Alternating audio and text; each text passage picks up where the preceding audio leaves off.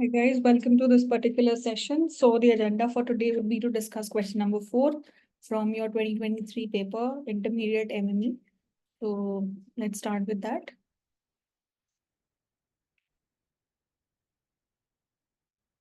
The question is pretty straightforward. So let's just first read it and then let's see what is the strategy that we are going to follow. Fine. So this is question number 4. And the question says, find out the value of P for which the following set of vectors is linearly independent. So if you see the vector u, v and w, यहाँ पे there is a value p. तो इन्होंने पूछा है कि p की क्या value होगी जिसके लिए this set of vectors is going to be linearly independent, right?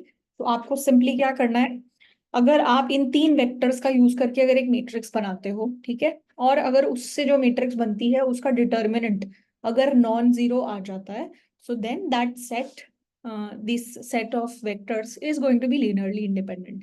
तो हमें सिंपल सिंपल यही करना है कि ये जो तीनों वेक्टर्स हैं इसका यूज करके एक मैट्रिक्स बनाते हैं which is going to be 3 -1 3 and 2 1 and 0 and then 2 0 and p, right? So let A be this matrix. So इस मैट्रिक्स को हमने बनाया एंड अब अगर इस मैट्रिक्स का डिटर्मिनेंट नॉन जीरो आ गया, ठीक है, which is not equal to zero, so जो ये 3 कॉलम वेक्टर्स हैं they are going to be linearly independent. तो सिंपल है, ठीक है. तो मैं क्या करूंगी, I will try to figure out the determinant of A. So determinant of A is going to be what, 3. This is 3 and yeah, so this is 3 and then you'll do this p minus 0, so that will be p and then minus 2. So minus 2 here, and then you will do minus p and 0. So that is going to be minus p, and then this is 2. So then this is 0, and then 3, and then minus 3, right? Minus 3, right? So ये मेरा determinant हो गया. Determinant is 3p plus 2p minus 6 is equals to. So that is basically my determinant, right? तो मेरा जो determinant है वो क्या हो गया, that is 5p minus 6. So अब p की कुछ भी वैल्यू हो सकती है, राइट? अगर p की वैल्यू 6/5 हुई, so if p is equals to 6/5, then what happens? अगर p की वैल्यू 6/5 हुई, 6/5 आपने किया तो ये क्या हो जाएगा, 6 minus 6 which is 0. Then determinant of a is equal to 0. अगर डिटर्मिनेंट ऑफ ए 0 आ गया, so then these three vectors are not linearly independent, right? But हमें तो वो वैल्यू निकालनी है p की जिसमें वो linearly independent हो. So if p is not equal to 6/5, then determinant of a is not equal to 0, and the set of vectors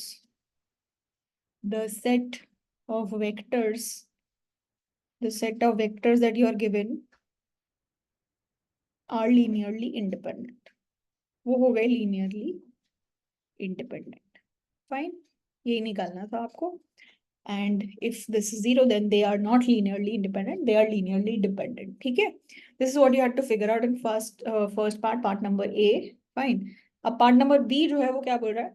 For each value of P, find out a vector Z that is orthogonal to each of the above 3 vectors U, V and W. ठीक है. तो इन्होंने क्या बोला कि P की जितनी भी पॉसिबल वैल्यूज हो सकती है सबके लिए, तो P की हमने देखा एक कैटेगरी ऑफ वैल्यू हो सकती है 6/5, एक कैटेगरी ऑफ वैल्यू हो सकती है नॉट इक्वल टू 6/5. तो इन्होंने हमें क्या बोला कि अगर P की जो जो भी पॉसिबल वैल्यूज हैं, हर एक पॉसिबल वैल्यू के लिए हमें एक वेक्टर Z निकाल के बताओ विच इज ऑर्थोगोनल, मतलब perpendicular to U, and this Z vector is perpendicular to U, Z vector is perpendicular to V, this Z vector is perpendicular to W. U, V and W are these values. It's going to rain in Delhi. Hopefully, there's a dire need of rain in Delhi. It's too hot. So, yeah, fine. Hopefully it does. Anyways, coming back. So, basically मुझे B part में क्या निकालना है, एक vector z निकालना है. z, let's say z1, z2 and z3. ठीक है. और ये वेक्टर ऐसा होना चाहिए कि इस आपका this vector is orthogonal to u also, it is orthogonal to v also, and it is orthogonal to w also. तो मतलब अगर दो वेक्टर्स ऑर्थोगोनल होते हैं तो उनका डॉट प्रोडक्ट जो होता है वो जीरो होता है, राइट? सो मतलब z dot u should be zero, and then z dot v should also be zero, and then z dot w should also be zero, right? ये होना चाहिए। So fine, let's see. u जो vector है वो क्या है? 3, let me just grab this here so that we don't have to keep going back again and again. हाँ जी, तो this is what we want, right? Yes. So my vector u, so z is z1 z2 z3 and u is this. So dot product क्या होगा? 3 times z1 minus z2 plus 3z3 is equals to 0. ये dot product किया। Second conditions क्या हो जाएगी? 2z1 plus z2 plus 0z3 is equals to 0, and 2z1 plus 0z2 and then plus pz3 is equals to 0, right? So मेरे को ऐसे z1 z2 z3 की value निकालनी है सच दैट ये इक्वेशन सेटिस्फाइड रहे for all possible values of p, right? अच्छा, तो अब ये देखो, ये भी जो है ये भी एक सिस्टम ऑफ लीनियर इक्वेशंस हो गया ना, ये भी एक सिस्टम ऑफ लीनियर इक्वेशंस है, राइट? तो अब इस सिस्टम ऑफ लीनियर इक्वेशंस का सोल्यूशन होगा कि नहीं होगा कि क्या होगा, उसके लिए हमें क्या करना पड़ता है? ये जो भी मेरी मैट्रिक्स है उसके साथ क्या सिचुएशन है वो देखनी पड़ती है, राइट? सो ये जो मेरी मैट्रिक्स है, लेट्स से इस मैट्रिक्स को मैं बी बोल देती हूँ, या ए ही बोल दो इस मैट्रिक्स को, right? Let's say this is a, so that there's no confusion. Since I've named it A here, I'll just name it B here. ठीक है, ताकि there's no confusion. So B matrix is what? 3 minus 1 3 and 2 1 0 and 2 0 P, right? अब इन्होंने बोला है कि P की अलग अलग वैल्यूज के लिए Z1 Z2 Z3 निकालना है। तो अब आप एक बात बताओ, देखो मैंने क्या बोला था, P की वैल्यू अगर 6/5 है, इफ P is 6/5, देन हमारी ये जो मैट्रिक्स थी इसका डिटर्मिनेंट जो है वो 0 आ रहा था। तो ये जो मैट्रिक्स है और ये जो मैट्रिक्स है ये एक्चुअली एक दूसरे का ट्रांसपोज ही है, और ट्रांसपोज का जो डिटर्मिनेंट होता है वो सेम होता है। तो इसका डिटर्मिनेंट अगर p की वैल्यू 6/5 है तो इसका डिटर्मिनेंट होगा 0, right? So determinant of b is going to be 0। तो डिटर्मिनेंट ऑफ b अगर 0 हो गया तो क्या सिचुएशन है फिर हमारे पास? ये जो सिस्टम ऑफ इक्वेशन है ये कैसा सिस्टम ऑफ इक्वेशन है? Homogeneous system of equation. अब इस सिस्टम ऑफ इक्वेशन में एक सोल्यूशन हमेशा होता है विच इज 0 0 0, ये तो होता ही है, राइट? तो 0 0 0 तो है ही। और अब यहाँ पे डिटर्मिनेंट मान लो अगर नॉन जीरो होता, suppose for example determinant non zero होता, तो इसका मतलब इस सिस्टम का एक यूनिक सोल्यूशन होता, because the system is consistent and it will have a unique solution. और वो यूनिक सोल्यूशन इस केस में हो जाता 0 0 0।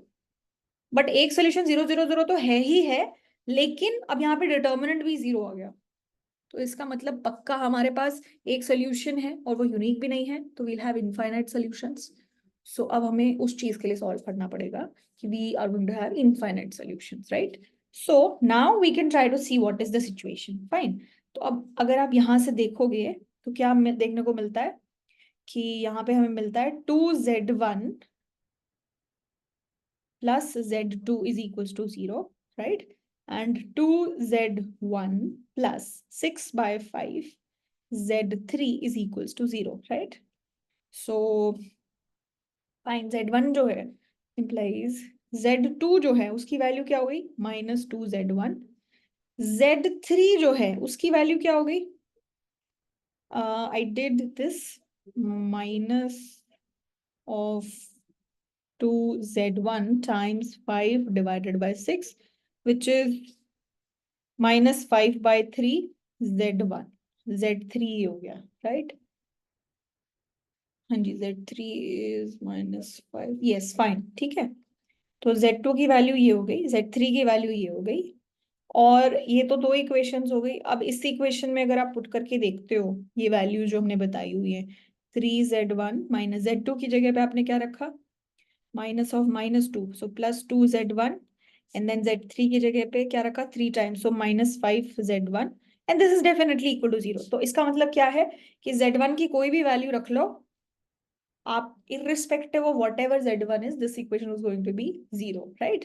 So इसका मतलब मेरे z1 जो है, z1 उसकी वैल्यू मैंने मान लो अगर t रख ली, तो z2 जो है उसकी वैल्यू क्या आ जाएगी, -2t, और z3 जो है उसकी वैल्यू क्या आ जाएगी, -5/3t, राइट? तो मेरा ये जो वेक्टर है z, वो क्या हो जाएगा, t, -2t, -5/3t, राइट?